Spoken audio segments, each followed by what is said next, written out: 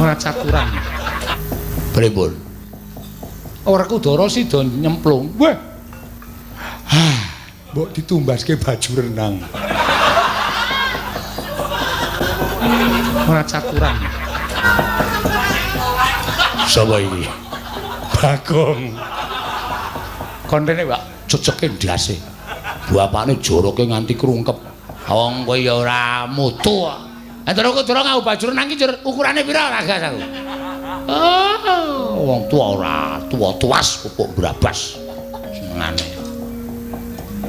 Omong dhewe mer aku gak. Piye kok omong dhewe iki? Wong tuwa kok tinggal lunga sapenake dhewe. Koko Prabu. Lelamban menika kados pundi Koko Prabu? Kula nyuwun supados Kakang Mas Jodipati Koko. Bagong iki sapa-sapa kok disembranani. Enten apa to? Werkudara golek banyu suci. Wo, teng Klonteng dhuwur matos kuwi. Lah kae Werkudara arep nyemplung teng samudra golek ngelmu dawing Begawan Durna apa ora edan Bagong? Edan aku tetep edan. Werkudara sing edan. Lho. Kok Werkudarane sing edan? Genah, golek ngelmu kok nyemplung teng samudra. Nek nganti dipangan kewan buron toya. Samudra niku papane iwak apa to? Ambo. Cethul. Cethul ki ora mangan menungsa, nek ora mangan teleke menungsa. Ning ora mangan menungsa edan kowe iki omongan aku sengit banget lho. Kersane dipenggak Bagong nek iso. Wah, jan wis semana ndi. Kosike.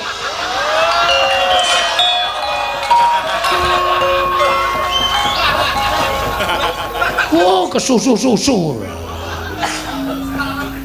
Serar ngeterke ye.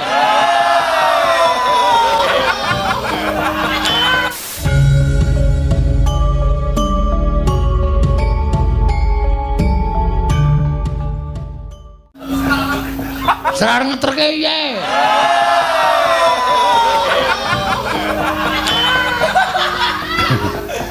Iya Kang. Kesusu-susu ora. Semar nendi? Wah, Semar iki pancen. Mer. Ngapa kowe? Dus. Engko masuk angin bingung, yaene gayane adus. Aneh-aneh ora. Semar iki pancen. Mer. Ngapa kowe? Dus. Engko masuk angin bingung, yaene gayane adus. Aneh-aneh ora. Pripun? Werkudara sida nyemplung. Wah. Mbok ditumbaske baju renang. Ora cakuran.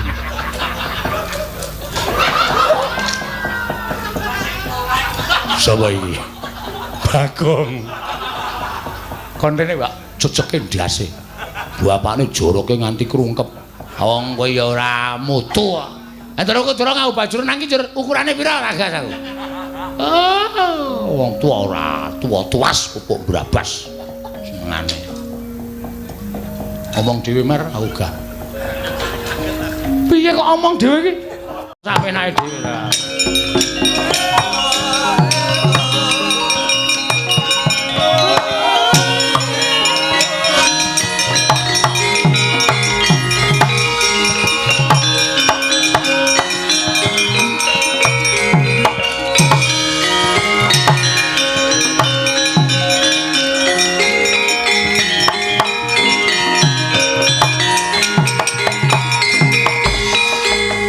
Wis manjing tepining samudra. Alun gulung gegulungan. Hanggempur watu karang temah jemalegur suarane dadya giris kang samya wuninga. Parandene sang pengawak waja datan mundur saking geguntur datang mendha saking pangrerepa.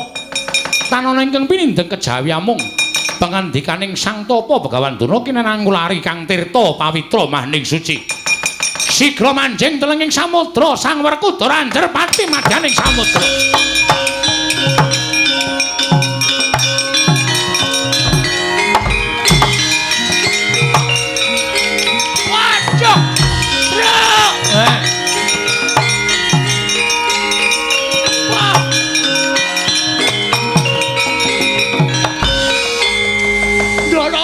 udara sida jeger. Waduh lah mongko kowe arek kule ngoyak ora ketututan. Walah, wis jan dadi Pandhawa mengkari papat. Dara Werkudara jegur segara mesti ora bakal iso urip. Aku usulno dadi Werkudara. Kowe iki maune iki panik. Ning nek bar panik terus cangkemmu sak penake dhewe lho. Apa kowe pantes dadi Ndara Werkudara? Ngene wae, Gong. Piye? Sapa? Kowe apa aku sing nututi Ndara Werkudara? Lho, malah apik dadi pahlawan. Kowe nyemplung renang sing banter Ndara Werkudara diseret. Ngono iso. Sapine sapa ya? Sapine kono. Iki ana sing mrupet wis mejet apa ya urung. Marai kepikiran aku. Aku tak mulai ya ora sah. Wis ana sing mrupet mejet aku ora kepengen iya engko gampang ora. Njur sapenake dhewe. Piye, Truk? Matur Ndara Kresna. Ya, matur ya.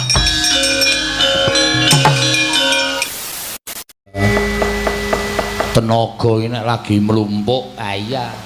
Le ngesokke tenanan wae. Yen le nuthuk ya dikuat-kuatke tenan. Heeh. Arep reyok. Ha iya. Arep istirahat. Lumayan suwe itu. Wis ben nengke wae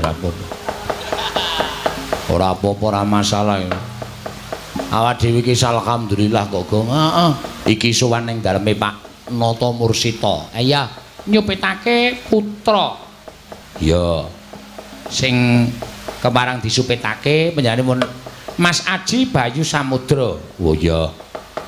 Ana ing dusun utawa Dukuh Wonorejo RT 04 RW 06 Desa Sukorejo Musuk Boyolali. Ya. Muga-muga bocah iso dadi bocah sing utama ya, Truk. Heeh. Bocah sing ngabekti karo wong tua, bocah sing migunani tumraping masyarakat. Syukur bage iso migunani tumraping negara. Ya. Negara Ngamarta. Ha iya. Nek cara wayang nek kehidupan nyata ya negara Indonesia iki. Ha iya ya pancen bener kaya ngene. Heeh. Pas gara-gara pasti sambut karo udan. Heeh. Ya mongsone kaya reng luwi-luwi ning areng-areng gunung ngene iki. Udan iki mesti teka. Ajeb biasane kutha kono ora udan, ning kene malah udan. Alhamdulillah truk mergo kene padha ngingu sapi. Ya, tanduran-tanduran iso ijo raya-raya. Gemari palo jinawi. Ngibarate nek nonton tanduran ijo raya-raya iki ati seneng njajah desa Milangkori. Ya. Ya pancen bener. Iki iso dikancani Mbak Mimin, Mbak April lho. Wah. Ki aku rada ora seneng nang kene. Rada ora seneng piye? Nek ning daerahe dhewe nganti tekan gara-gara nek yo aja bar limbukan mulih ya reng. Ah iya ya ora apa-apa. Ya pancen ya kudu ngono kak, Truk. Ya sesuk disuwun nek pas ning gone dhewe ning Ayodya kae ya ora terus kondur. Ah iya. Nek iso ya nganti rampung. Ah iya. Mergo nek rampung iki wong mripate melek ki hawane. Ah iya. Ora nyawang mbuh kuwi apa? Heeh. Seneng ya reng, ya ora pati ya to. Iya. Ya seneng banget atiku. Mula aja nganti bubare, aja nganti kesuken. 2:30 kudu wis rampung, wiwite mau jam 8:30. Heeh. 2:30 kene do meresi susu to? Wis. Berarti aku kesuken nang omah kae. Apa? Aku kesuken nang omah kae, kepadangan nyok-nyok. Kene jam 3, Gong. Oh, susu sapi. Boyolali kondang susune. Wah, tak kirane. Pikir aku tekan ndi ya. Aku nyok ora mawas esuk awan kira-kira langsung tak ngonoke kok. Ha iya. Ya ora apa-apa. Heeh.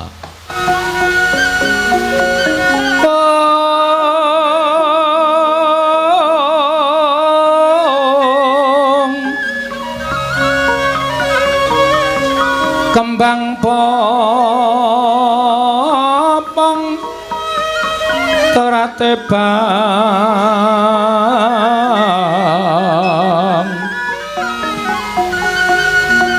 rayungan loma lengkung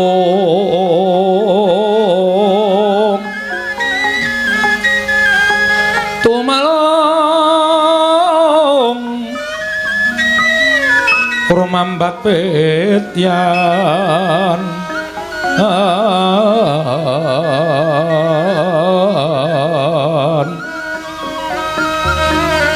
wes kang mawor raras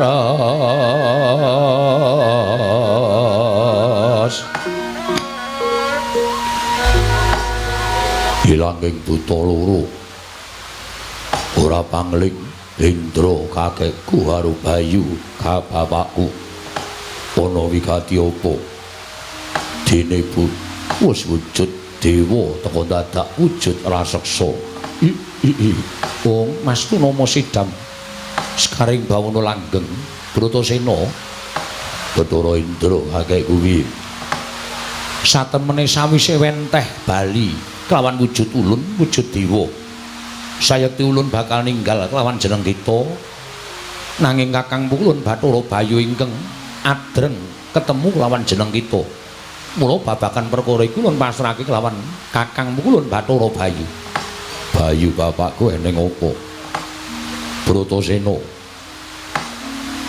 aja kaget yaksa loro mau panjen dumadi saka panjenengan ulun lan Bathara Indra ya lan ngerti yo apa ingkang dadi sediamu prapta ning Tebrasara nggonmu upaya kang aran Kayugung Susuing Angin sayekti papane ora ning kene kula mangerti yo lamun to Kayugung Susuing Angin mau mung sasmita saka gurumu Begawan Durna nanging aja pisan-pisan kita ngluputake lawan ingkang paring dawuh kinenangulari Kayugung Susuing Angin sebab Kayugung Susuing Angin mau sayekti mapan ana ing diri kita pribadi kayu kuwi kajeng utawa karep gung kuwi gedhe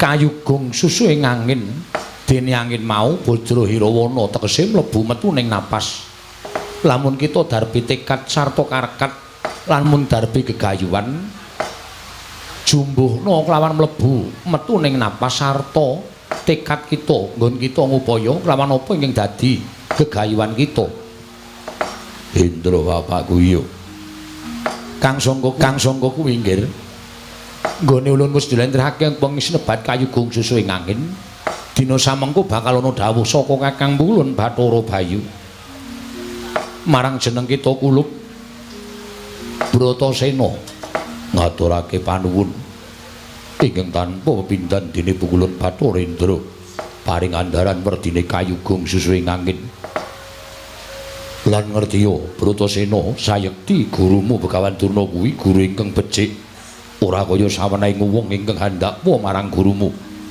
dene yen kepengin ngungak wewadining kodrat sira kulup kudu wanuh marang semban kang sejati mula Kang Sangga kuwi nggih sewiji-wiji dawuh ulun wigatekna lan sadurunge sira bali nyuwun keterangan marang gurumu luwih dhisik jeneng kita bakal ulun paringi sarta ulun pacak mawa gelung minangkara minangka waing subratanira nggonira bakal ngidhep ngelmu kasampurnan nggih kulup Bratasena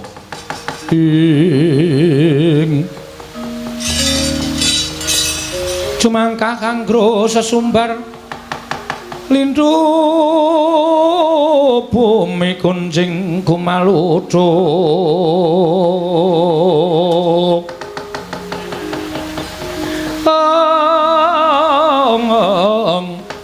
maluduk kuntur ketup lumembak penyu kang kumambang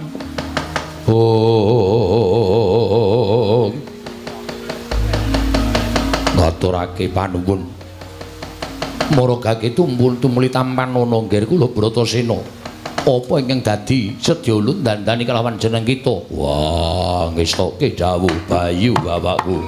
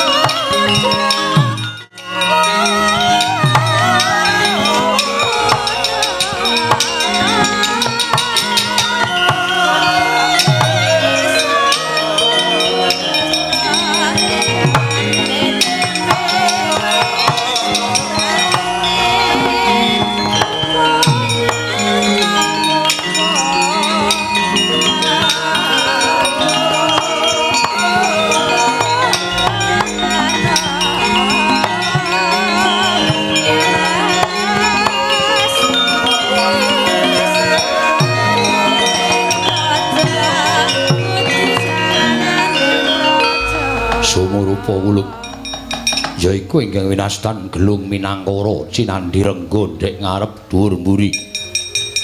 Wondene busana kang musulun patrapake duwe nguni nalika sira ana ing bungkus. Pupuk Mas Rineka jaroting asem sumping pudak sinumpet anting-anting balibar manggis.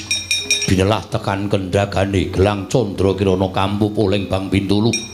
Paning secindhe bara tumumpang wentis kanan kiri. Merong dampur Nagaraja minangka kekancing.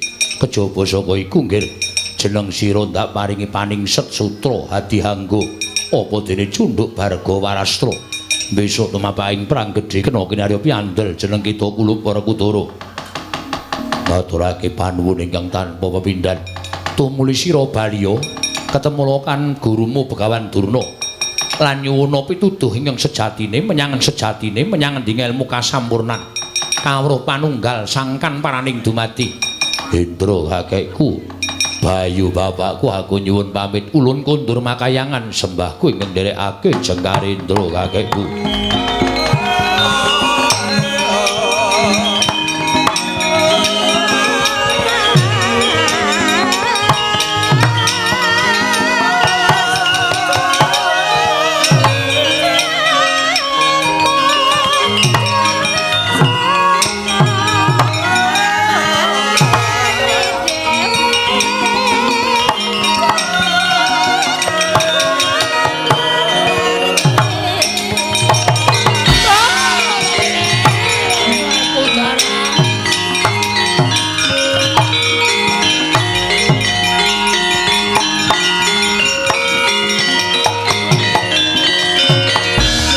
Manjur lakune angin gugur anggrane ngarga kurnita kagiri-giri Borok bumi prakempita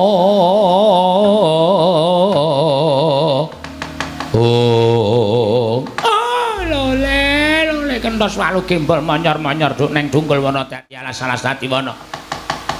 Tak kira nek dudu kowe Bratasena.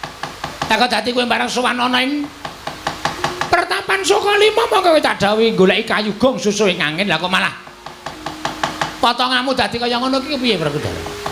Wah, ketemu karo Bathara Bayu. Loh, ketemu karo Bathara Bayu? Yo, karo kakek Indra. Tumule piye kabare kayu gong susu ing angin? Apan sing mbok kandhake mau ora ana. Loh, ora ana piye?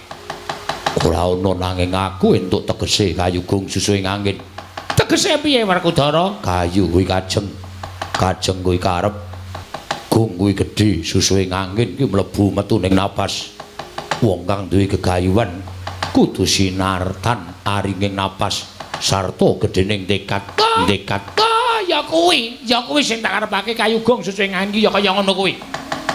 Wong duwe tekad ngono pancen kudu sinartan aringing napas tegese sabar, aja nganti kesusu. Nanging gegayuhan mau tekakno tekad merga tekad kuwi pok ing karep. Yo, Durna bapakku piye?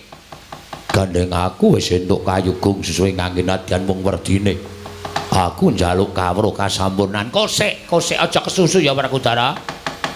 Merga jroning kowe golek kayu gong susu ing angin iki mau aku manjing ning sanggar pasemeden utawa sanggar pelanggatan. Aku entuk sasmitaning dewa.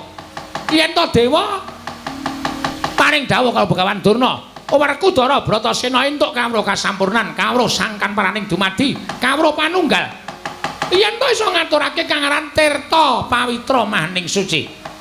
Tirta Pawitra Maning Suci. Papane menyang endi? Papane ana ing telenging samudra. Samudra ngendi kagiharan ana? Aku sagut njegur telenging samudra. Lho, kowe ora ngeman karo nyawamu. Wong golek ngelmu aja ngeman karo nyawa. Luwih becik ora entuk ngelmu. Ning tekaning pati mbangane dadi wong urip bodho lunga-lunga kaya kebo. Yen pancen kaya ngono gage, manut karo lenging ciptamu. Yen lenging ciptamu nyemplung telenging samudra sisih kidul ya kidul. Yen lor ya lor, yen wetan ya wetan, yen kulon ya kulon. Manut karo lenging ciptamu. Jaluk pamit Durna bapakku.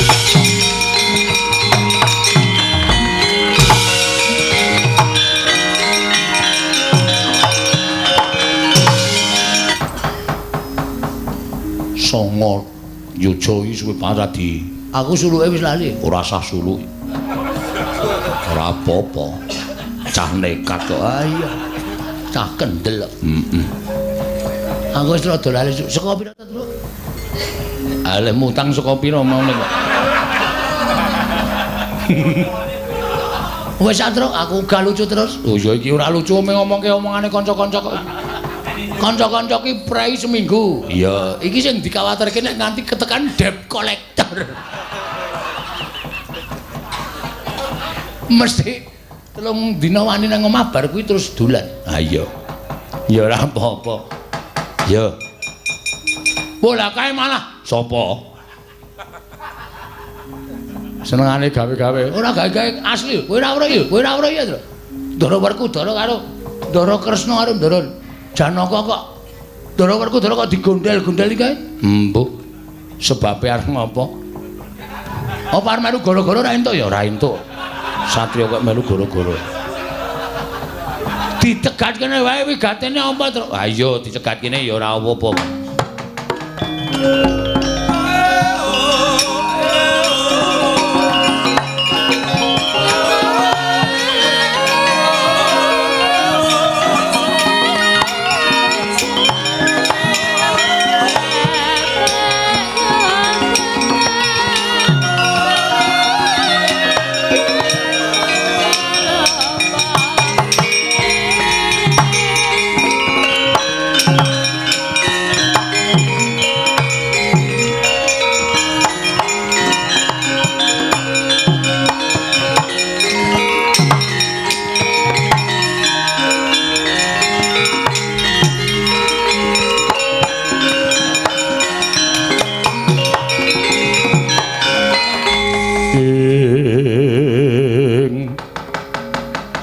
Mangancur lakune ngangin kukurang-grane ngarga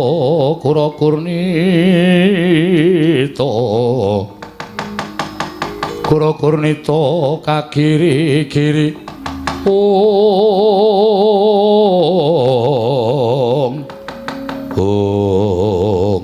Werkudara Marata coba saiki etungen nganggo nalar ingkang ganep. Bobote guru karo ibu kuwi miturut Syadi bobot endi? Gumantung nggone ngarani. Kok gumantung nggone ngarani? Ibu Babu Kunti tak anggap bobot uripe tumraping Werkudara.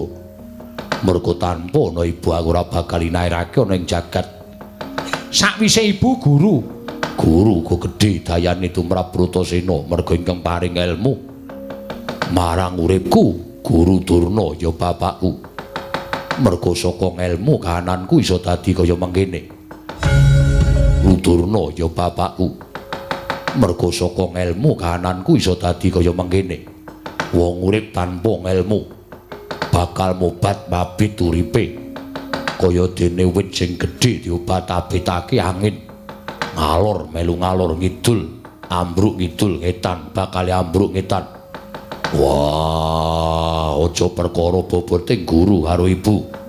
Nanging iki perkara kasatriyaning Werkudara. Kasatriyanmu sing piye? Aku wis saguh ngantepi dawuh perintahe Durna bapakku. Yen nganti ora tak lakoni kaya ngapa kang padha ngelokke karo Werkudara, kang padha ngrasani lawan aku. Mula ora usah padha wedi. Nggonku golek ngelmu, golek kawruh iki mau nadyan tak rewangi nyemplung segara. Nanging tumrap aku gedhe kapercayaanku kelawan Bapa Durna, wong sing gedhe kapercayane bakal ketemu apa ingkang dijangka. Werkudara. Wong ngangsu kawruh kok dadak nyemplung teng ing samudra ki tumrap aku kleru, tumrap kowe kleru, nanging tumrap aku durung kleru lan ora kleru. Yayi. Yen ngono Syadi wis ora nganggep kelawan pun Kakang. Kowe tak anggap pepundhenku tuwa, sedulurku tuwa. Mesine Syadi manut kelawan apa kang dadi dawuhing pun Kakang? Aku bakal manut dawuhing Kresna kakangku. Nek yen sak gedhagan iki sing gedhe pangapuramu. Aku ora iso mituhu ngendikaning Kresna kakangku. Aku kudu nyemplung segara menawi paduka Kakang Mas cemplung telenging samudra. Kula mboten badhe kantun Kakang Mas, kula nderek aja. durung titiwanji kowe nyemplung telenging samudra. Janaka, aku janji karo kowe yen sing tak jangka iki kelakon. Wah, mangsa kala besok kowe bakal nampa saka aku, Janaka.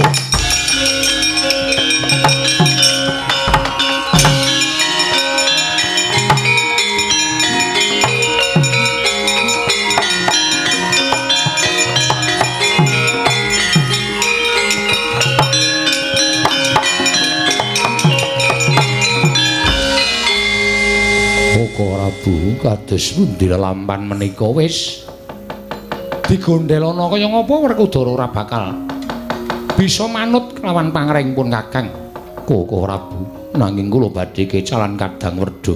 Saiki ngene. Ora usah dadak siadi nangisi malang kananing kadangmu Jodipati. Nanging tumrapun Kakang. Perkara iki didumuk sarta digoleki tuk sumbere. Tuk sumberipun kados pundi?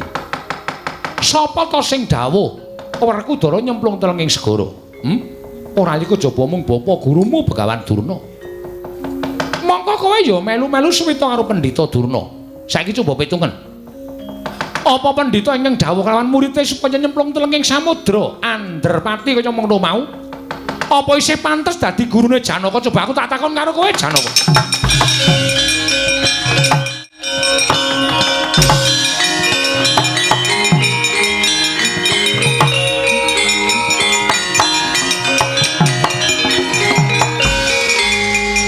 Koko Prabu. Lelamban menika kados pundi Koko Prabu? Kula nyuwun supados Kakang Mas Jodipati Koko. Agung iki sapa-sapa kok disembranani. Enten apa to? Werkudara golek banyu suci. Wo, teng klenteng dungkul matos kuwi. Banyu suci Perwitasari kuwi dawuhing Begawan Durna, mongko syaratnya kudu nyemplung telenging samudra. Wedan apa? Golek ngelmu kok nyemplung telenging samudra? Golek ngelmu ning pasinaon. SD. SMP. Ora iso ngarani kok ora. Mbok wis meneng ora. Terus lah kae Werkudara arep nyemplung telenging samudra golek ngelmu dawuhing Begawan Durna apa ora edan Bagong? Edan aku tetep edan. Werkudara sing edan. Lho. Kok Werkudarane sing edan? Genah, golek ngelmu kok nyemplung telenging samudra. Nek nganti dipangan kewan buron toya. Samudra niku papane iwa apa to? Ambo. Wong aku ora ngerti pikiranmu kok. Sing galak banget lho, Tru. Anu, apa jenenge? Barakuda. Barakuda. Oh. Biasane hiu, Gong. Ma kok ya liyane. Yayu. Oh, iwak kok iya. Wah, yu, ayo. Cetol. Cetol ki ora mangan menungso, nek ora mangan teleke menungso. Ning ora mangan menungso edan kowe iki ngomong karo aku sengit banget lho. Kersane ditututi Bendara Werkudara kae. Dipenggak Bagong nek iso. Wah, jan wis semana ndi. Kosike.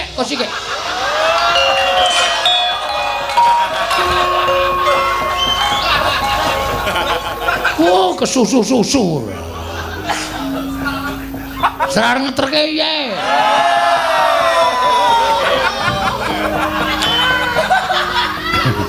Oh, iya, Gang. Kesusu-susu ora.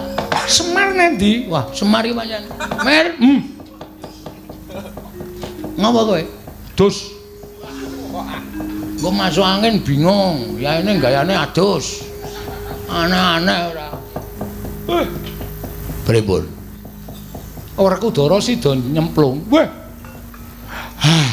Mbok ditumbaske baju renang. Ora caturan.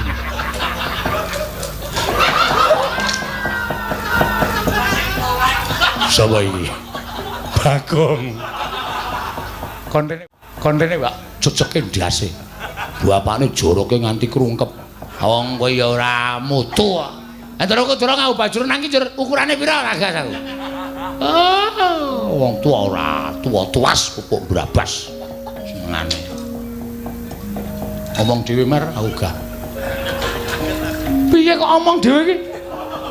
Wong tuwa kok tinggal lunga sapenake dhewe ra.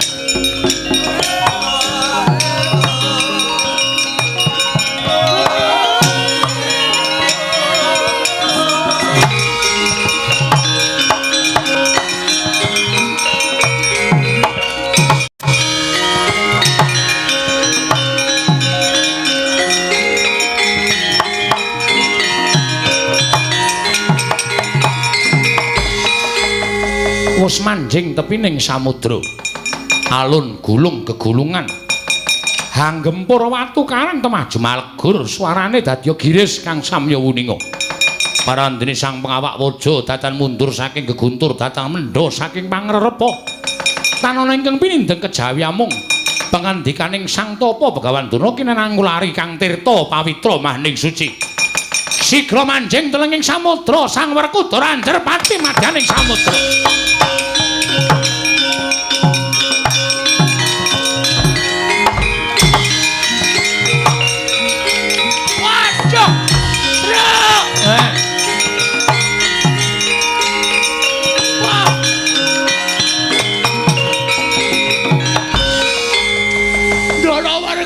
Sidon jeger. Waduh lah mongko kowe arek kule ngoyak ora ketututan. Walah wis jan dadi Pandhawa mengkari papat. Dara Werkudara jegur segara mesti ora bakal iso urip. Aku usulno dadi Werkudara. Kowe iki maune iki panik. Ning nek bar panik terus cangkemmu sak penake dhewe lho. Apa kowe pantes dadi Dara Werkudara? Ngene wae, Gong. Piye? Sapa? Kowe apa aku sing nututi Ndara Werkudara? Lho, malah apik dadi pahlawan. Kowe nyemplung renang sing banter Ndara Werkudara diseret. Ngono iso. Sapine sapa? Sapine kono. Iki ana sing mrupet wis mejet apa ya urung. Marai kepikiran aku. Aku tak mulai ya ora sah. Wis ana sing mrupet mejet aku ora kepengin iso engko gampang ora. Njur sapenake dhewe. Piye, Truk? Matur Ndara Kresna. Ya, matur ya.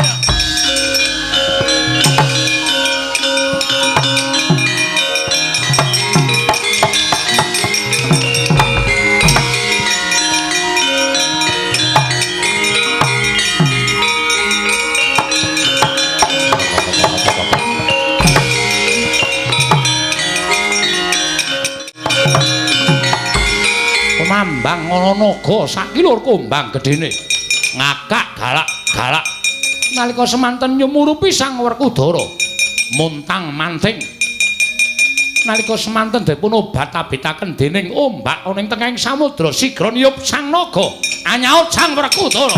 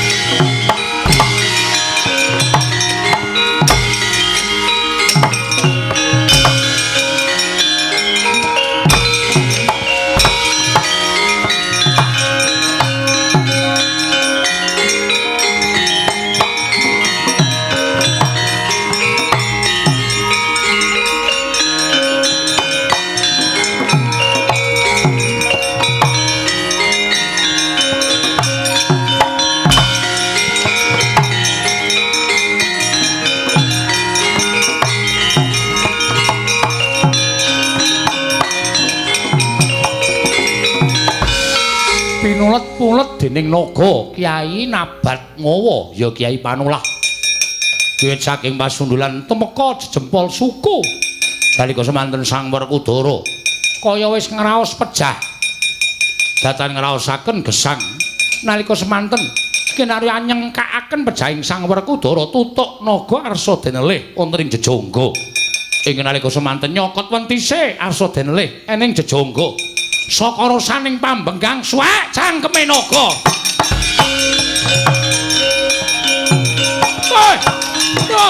Wah!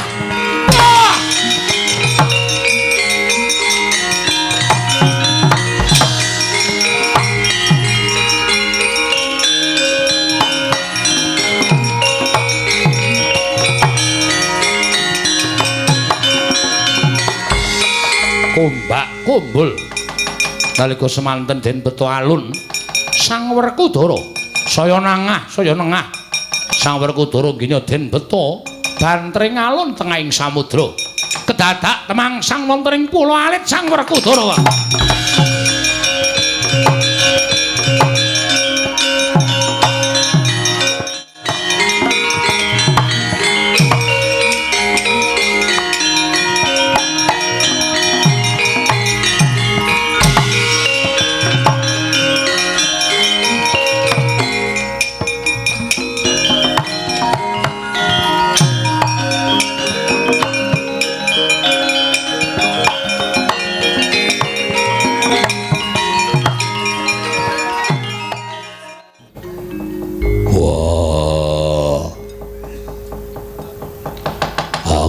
Apa ngimpi papan ana ing pulo tengah samudra kang asrine kaya ngene panggonan iki nyenengake perbawane nentremke ati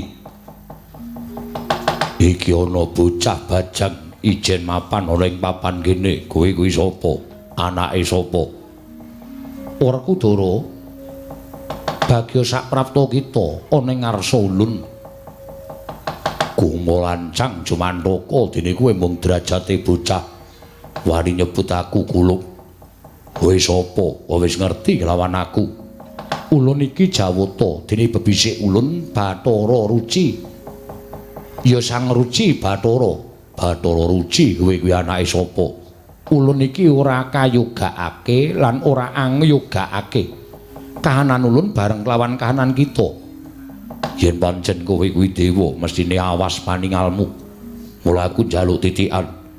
Yen kowe bisa nyebut aluran ingkang nurunake aku gelem ngaku yen kowe kuwi dewa. Yo. Ulun mituruti panuwun kita. Jeneng kita Muna anak Prabu Pandhu kang panenggak patutan lawan Dewi Kunti. Kadang kita kabeh kuwi kang aran Pandhawa yaiku Puntadewa, jeneng kita Nuli Arjuna. Banjur Nakula Dewa kang mijil saka Dewi Madrim. Mengkono apa ora? Ya. Dene Pandhu wong atuwa kita kuwi anak Abiyasa, Abiyasa anak Palasara, Palasara anak Sakri, Sakri anak Sekutrem, Sekutrem anak Manumayasa, Manumayasa anak Parikenan, Parikenan anak Bremana. Bremana kuwi anak Brama, Brama kuwi anak Bathara Guru.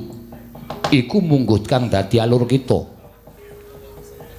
Saiki aku gelem ngakoni yen kahananmu tunggal jati ning kahanan karo aku. Lan aku bakal nyembah ndodhok karo kowe. Nanging aku njaluk titikan. Waton kowe bisa mbatang apa perlune Werkudara tekan kene. Lan kowe kudu bisa nuduhake kanthi cetha ngendi lan ndi ingkang ndak upaya. Nggih. Ulun mung tansah ngijabahi apa kang dadi panuwun kita. Ing purwane ana saluka kang surasane mengkene, aja memangan yen durung weruh rasane kang dipangan. Aja menganggo yen durung weruh werdine kang dinanggo, aja lelungan yen durung pernah papane kang den tuju. Aja manembah yen durung pana papane kang sinembah. Ya kanthi wewaton saluka mau nggir, ulun benerake marang lelakas kita nggon kita kesusu nindakake samubarang gawe luwih-luwih ing bab dununging panembah. Kita tindingi kang kanthi permana luwih dhisik. Ya mengkono mau prayoga banget. Banjur kewajiban ulun hambatang sedya kita teka kene. Ya kuwi ngestokake parentahing guru kita dah nyuwang duna. Kinen ngupaya kang tirta pawitra mahending suci. Dene nganti kita rewangi manjing samudra sabab nggon kita bakal antuk wejangan kawruh kasampurnan. Purhanina Kulub. Durna kuwi ora kliru. Pancen ing kene papaning kawruh kasampurnan. Ya mung ulun Sang Ruci Bathara, ya Sang Mahardika Ngrat kang bakal mbabar kawruh kasampurnan lawan jeneng kita Kulub Werkudara.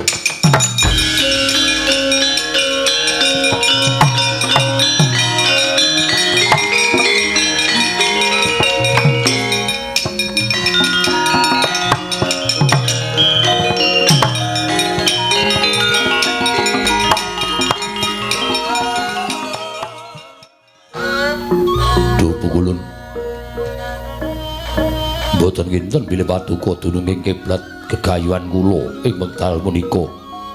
Inggih menika kula ngaturaken sembah sungkem kunjuk dhateng paduka pukulun.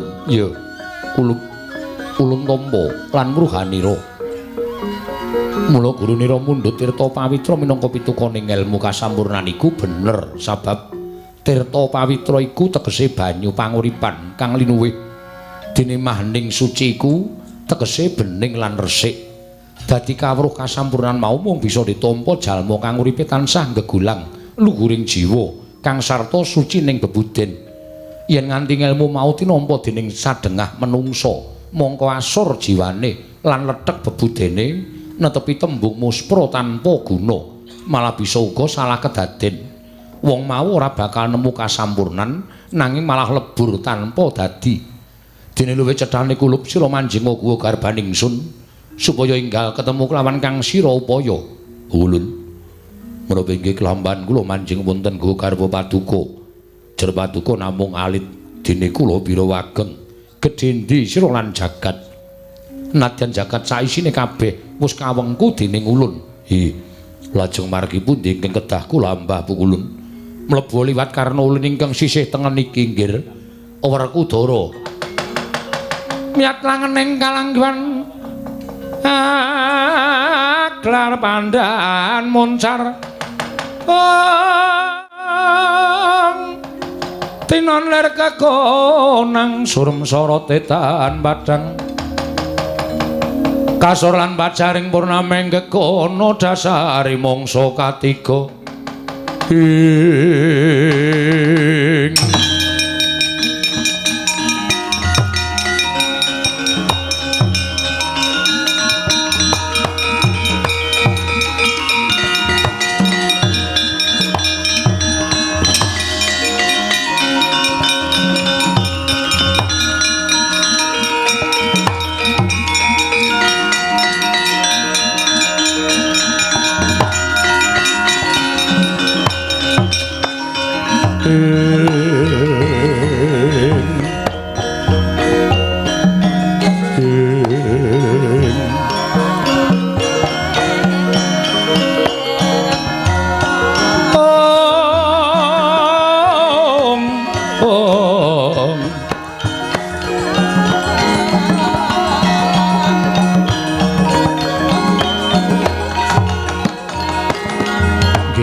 Werkudara.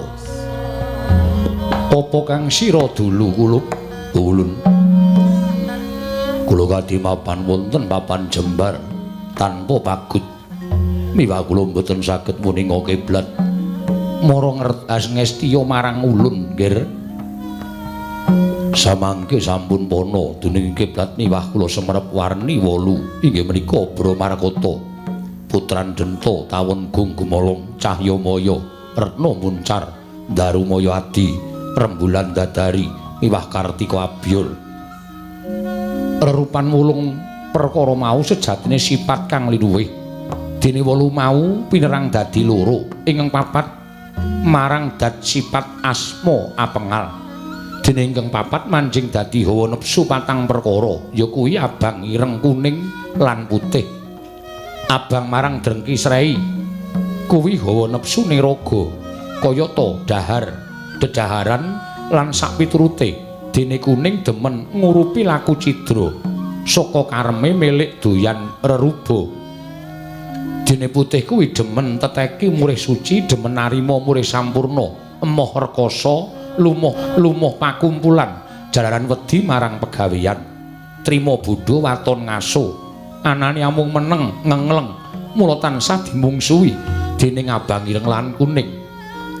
Werkudara, wong urip kuwi luwih ewuh lamun to ngelingi marang pratelaning ati kang papat mau sabab ora ngantepi ya luput dene yen ngantepi ya durung karuan. Mula yen kepengin wening kudu bisa misahake hawa. Ulun lajeng ingkang sinebat ajining ilmu lan suruping penemu menika menapa? Menawa sira nyuwun ngatrangan ajining ilmu iku angel yen wis ketemu. Nanging kosok baline kudu tansah ngelingi marang pepacuh sarta ora kena nerak marang angger-angger. Apa dene kudu netepi idep madhep tetep mantep. Idep kudu sinartan manembah marang kang gawe jagat. Madhep meper hawa nepsu karben iso wening tetep aja kleru marang penggawe dudu. dimene darbe Budi Rahayu amarga yen nganti milik ora wurung bilaeni. Mantep kudu nglakoni ing sedya awit sedya kang mengku panarima iku mobah musik ing menungsa mung sak derma. Kawula namung semindhe dhateng kersaning Hyang Sukma tegese mesthekake barang kang durung kasat netra kuwi bakal kasiku dening Gusti.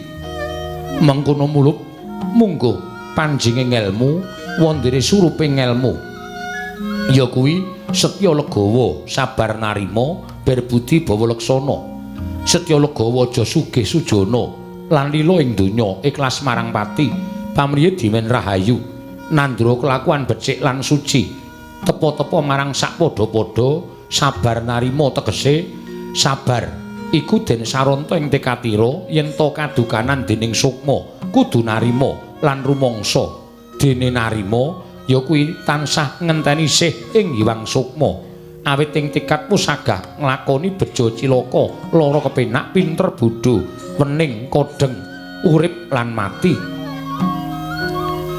berbudi tegese demen tutur becik demen madangke wong peteng wong kang peteng pikire sarta tetulung marang wong kang ketaman ribet wondene bawa leksana kang gedhe hambeke sarta kang luwih budine aja nista lan kang bisa cukup pamikire kudu mulat awas lan uga tansah naliti mranata basa tanduking karti sampika dene sirikane yen dusta candala nganiaya marang sakpadha dene dumadining menungsa iku saka pepatrihing Gusti bapa lan ibu Gusti maringi cacah sanga yaiku kang awujud panca indriya dene kang papat kasebut cipta rasa budi lan karsa dene bapa maringi cacah papat turta sarwa kasar wujud balung kulit otot lan daging dene ibu maringi cacah papat sarwa alus wujud getih sungsum jeroan lan otak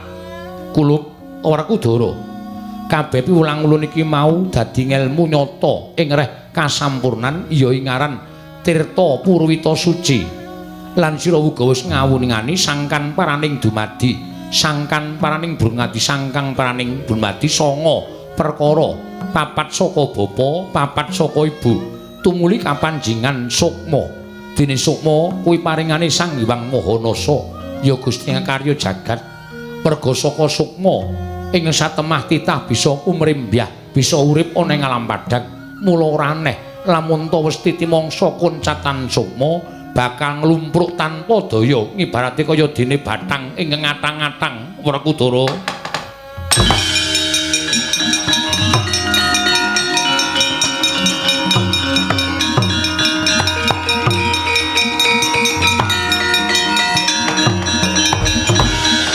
Ngaturaken panuwun ingkang tanpa pepindhan. Kula namung kemawon kula mboten badhe medal saking papan mriki. Werkudara wonten dawuh kewajiban kasatriyan kudu tetep kita sangkul durung paripurna nggon kita madheg minangka satriyaning jagat mula tetepno kasatriyanmu linandhesan ngelmu tirta pawitra manding suci satemah saya komplit nggon kita bakal gawe tentreming jagat sawigung menawi ngaten kula kedah tetep medal saking telenging samudra ulun ingkang bakal ngedalake kelawan jeneng kita sawise metu saka talingan ulun kita bakal ulun sawatake enggal metu saka samudra kene nggih Werkudara.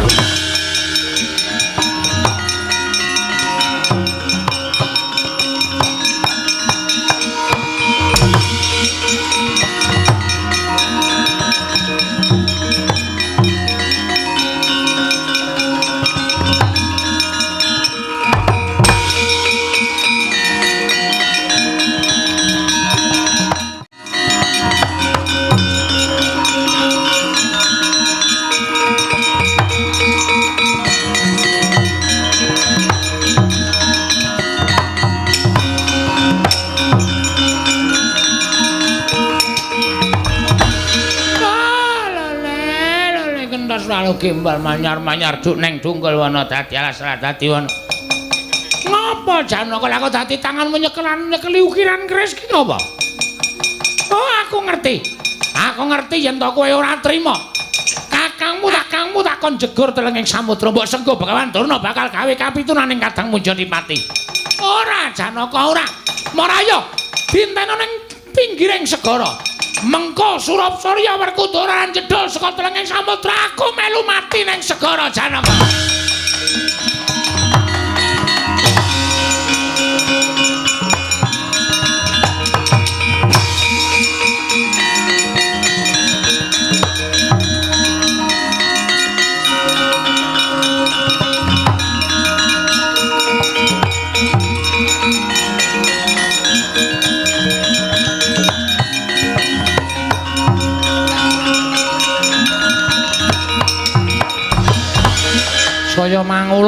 Saya mangulun lakuning srengenge ngancik Sandyakala ing antariksa wis katingal kuning gemrining cahyaning candhik ayu ngebaki ngantariksa dadi gumaregel penggaling Sang Begawan Durna parandening mangke tinenggan panengah Pandhawa Raden Arjuna mila sigra nyaketi telenging samudra wis wanci Surapsara Sang Werkudara dereng jemedhul Andrapati Sang Begawan Durna manjing telenging samudra. Werkudara.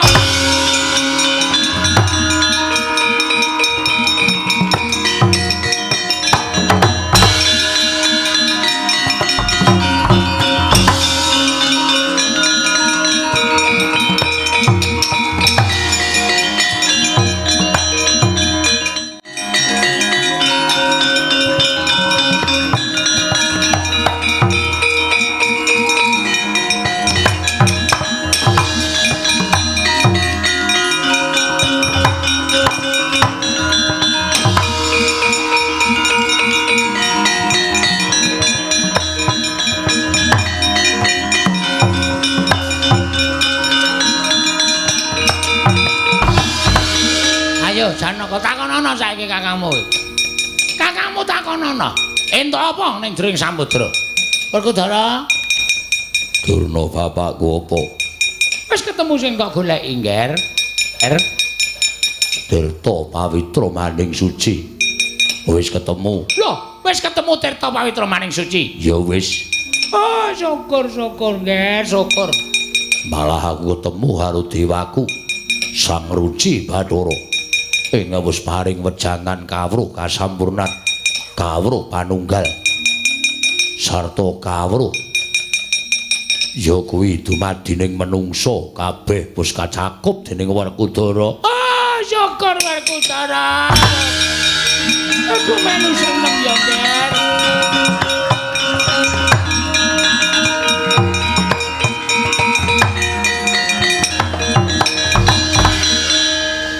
Kang Sangga kuwi Durna bapakku. Nadyan akeh ingkang padha ngrasani. Nadyan akeh ingkang padha ora percaya marang Durna bapakku. Nanging tumrap Werkudara Durna guru sejati. Tumrap Werkudara Durna kuwi wong kang madhangake uripe Werkudara. Kuwi ya guruku, ya bapakku Durna, bapakku Durna guruku.